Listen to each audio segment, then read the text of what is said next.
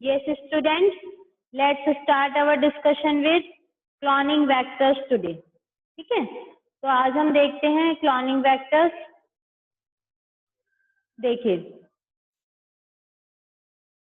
हमने अभी तक देखा कि जो प्लाज्मिड्स और बैक्टीरियोफेज है उसके पास एबिलिटी है कि वो रेप्लिकेट कर सके बैक्टीरियल सेल में, और उसका जो रेप्लिकेशन है वो इंडिपेंडेंट होता है क्रोमोसोमल डीएनए से, यानी वो उसका रेप्लिकेशन क्रोमोसोमल डीएनए पे डिपेंड नहीं करता। तो bacteriophages because of their high number पर सेल, क्योंकि एक सेल में बहुत सारे बैक्टीरियोफेज होने की वजह से और इनके हाई कॉपी नंबर होने की वजह से इनका जीनोम ज्यादा होता है बैक्टीरियल सेल में। तो कुछ प्लाज्मिड्स हैं जिनमें केवल 1 या 2 कॉपी ही होती हैं, कुछ प्लाज्मिड्स हैं जिनमें 15 से 100 कॉपी होती हैं।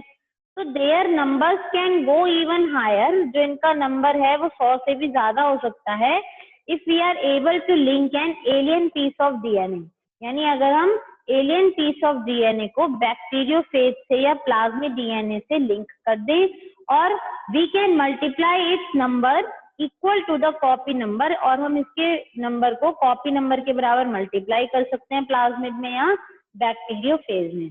तो वेक्टर्स यूज एट प्रेजेंट, जो हम जितने भी वेक्टर्स को एट प्रेजेंट हम यूज करते हैं वो इंजीनियर्ड होते हैं, इस तरीके से बनाए जाते हैं ताकि वो आसानी से फॉरेन डीएनए के साथ लिंकिंग कर सके और रिकॉम्बिनेंट और नॉन रिकॉम्बिनेंट पार्ट में डिफरेंशिएशन आसानी से कर सके। ऐसे वेक्टर्स प्रेजेंटली इंजीनियर्ड करे जाते हैं। ठीक है, तो अब हमारे पास मतलब क्लोनिंग वेक्टर्स के अंदर अच्छे एक क्लोनिंग वेक्टर के अंदर क्या फीचर्स होने चाहिए उसके अब हम यहाँ पॉइंट्स डिस्कस करते हैं।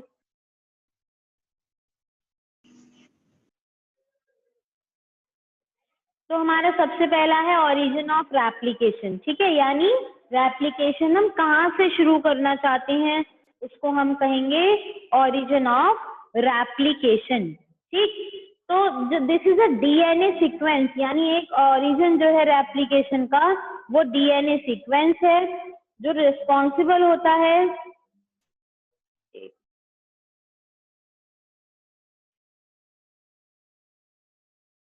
तो हमारा ये एक ओरिजिन ऑफ रेप्लिकेशन सीक्वेंस है जहाँ से रेप्लिकेशन स्टार्ट होता है, और कोई भी पीस जब डीएनए का लिंक किया जाता है इस सीक्वेंस से तो वो रेप्लिकेट करके अपनी होस्ट सेल्स में वो रेप्लिकेशन कर सकता है उसके साथ लिंक होके, और यही सीक्वेंस रिस्पॉन्सिबल है ताकि कॉपी नंबर को हम कंट्रोल कर सकें। अगर ये सीक्वेंस नहीं होगा तो हो सकता है कि बहुत सारे वो कॉपीज हो जाएं, तो कॉपी नंबर को कंट्रोल करने के लिए भी यही सीक्वेंस रिस्पॉन्सिबल है। तो for many copies of target DNA, यानी टारगेट डीएनए की अगर हमें बहुत सारी कॉपीज बनानी है तो it should be cloned in a vector, हमें उन्हें एक वेक्टर में क्लोन करना होगा whose origin supports high copy number, और उनका ओरिजिन सपोर्ट करेगा एक हाई कॉपी नंबर एक क्वांटिटी में। फिर आता है हमारा सेकंड क्लोनिंग वेक्टर में हम बात करते हैं सेलेक्टेबल मार्कर। तो selectable marker help the host cell which contain the vector, यानी एक ऐसी होस्ट सेल जिसमें वेक्टर है।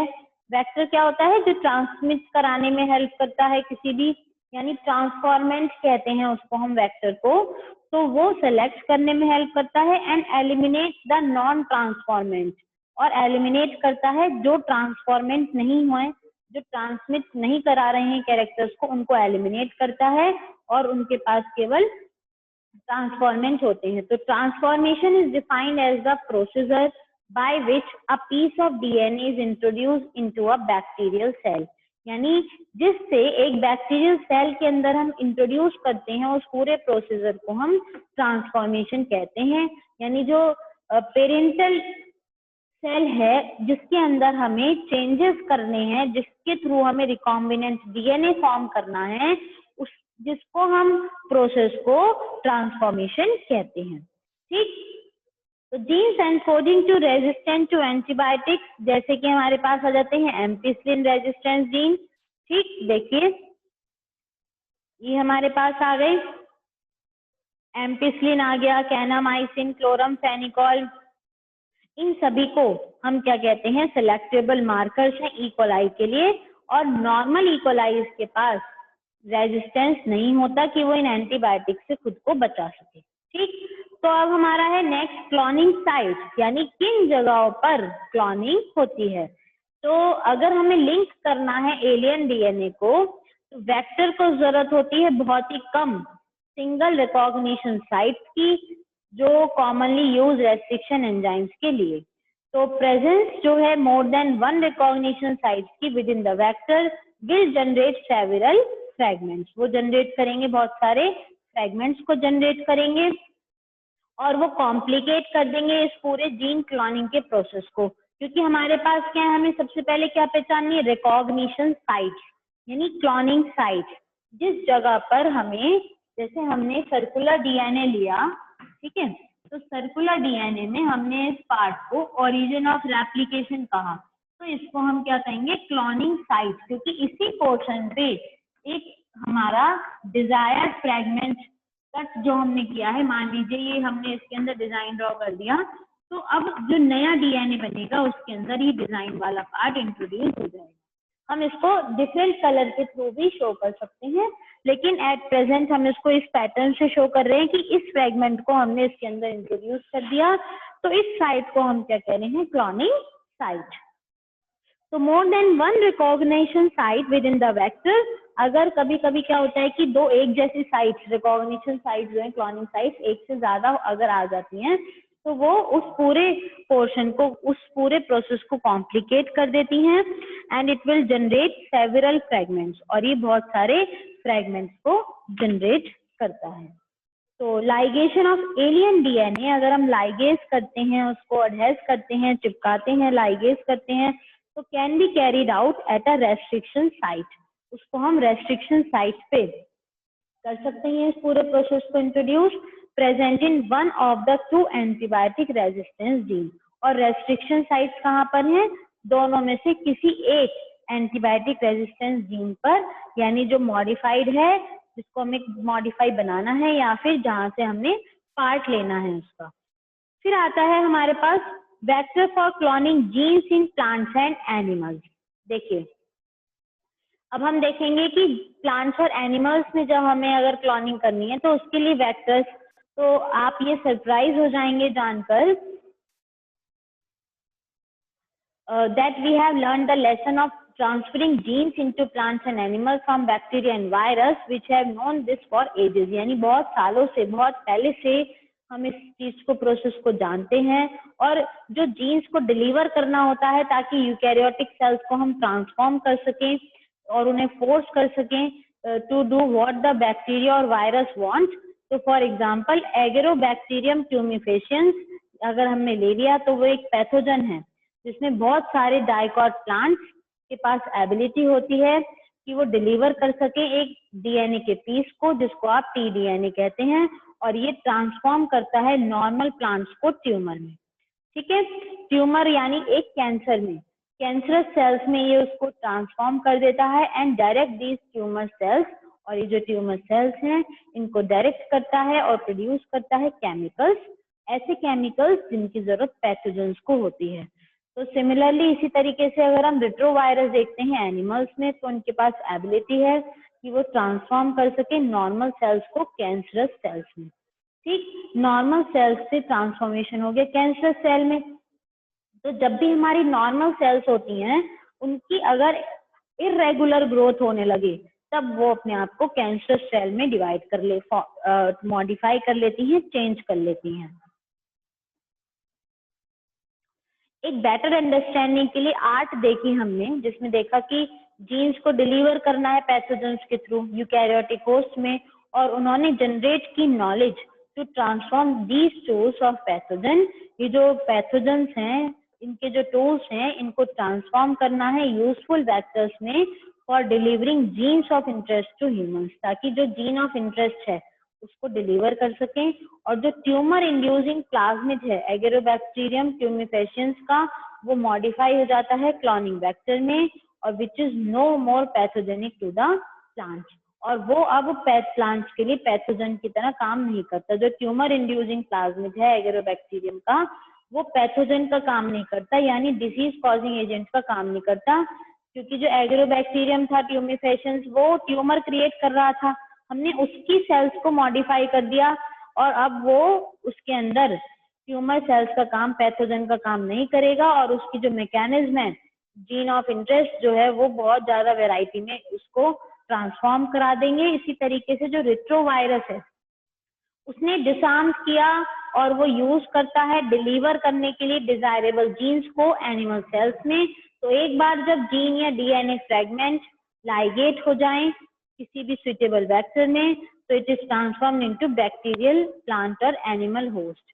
तो ये ट्रांसफर होके किस में ट्रांसफर हो जाते हैं, बैक्टीरियल होस्ट में, प्लांट होस्ट में या फिर एनिमल होस्ट में हम इसको वेक्टर की तरह यूज कर सकते हैं। यानी एगेरोबैक्टीरियम ट्यूमिफेशियंस है तो उसका हमने जब रोल प्ले देखा तो वो ट्यूमर सेल्स में खुद को जब कन्वर्ट जो कर रही थी सेल्स, उनके स्लो डाउन के प्रोसेस में हेल्प करता है।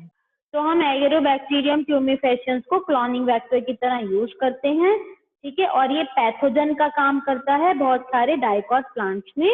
ये डिलीवर करता है अ पीस ऑफ डीएनए जिसको हम टीडीएनए कहते हैं, उसको टीआई प्लाज्मिड में, और फिर उसको ट्रांसफॉर्म कर देता है normal plant cell, transform normal plant cell into tumour cells में उसको ट्रांसफॉर्म कर देता है, ठीक है। फिर हम देखते हैं selection of recombinant forms can be done. अब हम रिकॉम्बिनेंट फॉर्म, जो रिकॉम्बिनेंट फॉर्म हमें बनानी है, मॉडिफाइड फॉर्म बनानी है, तो रिकॉम्बिनेंट फॉर्म को चेंज करना है। तो उसका जो सिलेक्शन है रिकॉम्बिनेंट फॉर्म का, वो दो मेथड से हम कर सकते हैं। फर्स्ट है इनएक्टिवेशन ऑफ एंटीबायोटिक्स, एंटीबायोटिक्स को इनएक्टिवेट कर दें, या फिर ऑल्टरनेटिव सेलेक्टेबल मार्कर बना दें। तो इनएक्टिवेशन ऑफ एंटीबायोटिक्स में है, if a foreign DNA ligase at Bam at first site, एक फॉरेन पार्टिकल है उसने लाइगेज यानी अटैचमेंट किया बाम एट फर्स्ट, तो ये इसके अंदर साइट है, आप देख सकते हैं। जब हमने ई कोलाई क्लोनिंग वेक्टर देखा तो ये देखिए, ये इसकी बाम एट फर्स्ट साइट है। तो यहाँ पर जब वो करता है टेट्रासाइक्लिन रेजिस्टेंस जीन की TDR322 इस वेक्टर का नाम है, ठीक है। तो इसकी साइट पे गया तो recombinant DNA loses the tetracycline resistance. तो अब बाम एट फर्स्ट साइट पे इंट्रोड्यूस होने की वजह से टेट्रासाइक्लिन रेजिस्टेंस जो है वो ये लूज कर देगा, क्योंकि फॉरेन डीएनए इसमें आ गया और टेट्रासाइक्लिन वाली जो साइट थी उसको उसने मॉडिफाई कर दिया। और it can still be selected out from non recombinant ones, और अगर वो आप देख सकते हो पीएससी पे आएगा तो वो एम्पिसिलिन रेजिस्टेंस को कर देगा मॉडिफाई, ठीक। तो यहाँ हमारा यही क्राइटेरिया होता है इसका, ठीक है।